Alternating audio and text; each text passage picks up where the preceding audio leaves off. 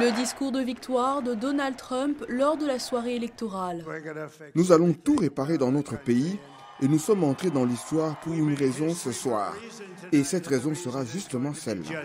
La principale priorité du président élu Donald Trump est de régler la question de l'immigration. Nous allons devoir fermer ces frontières et ne pas laisser les gens entrer dans notre pays. Nous voulons que les gens reviennent, mais nous devons les laisser revenir, mais ils doivent entrer légalement.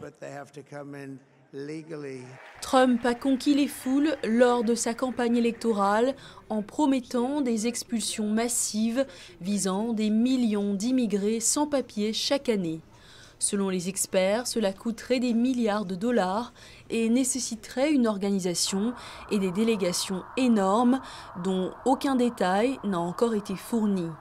Mais le tsar des frontières, choisi par M. Trump, Tom Homan, a déclaré à l'émission 60 minutes qu'il se concentrerait sur les lieux de travail et non sur les quartiers. La deuxième priorité est de résoudre le problème de l'inflation.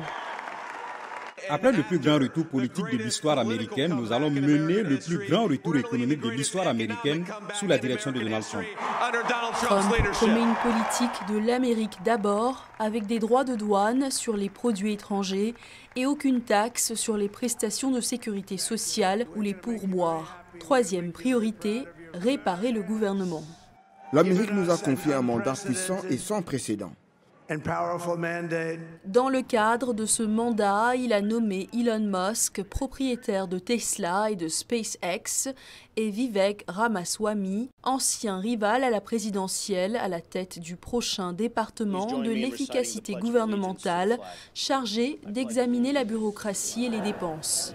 Le fait que le Sénat et la Chambre des représentants soient contrôlés par les républicains garantira une confirmation en douceur des personnes déjà pressenties pour occuper les postes de secrétaire d'État, secrétaire à la Défense, à la Sécurité intérieure, administrateur de l'Agence de protection de l'environnement, ambassadeur auprès des Nations Unies, d'Israël et bien d'autres encore.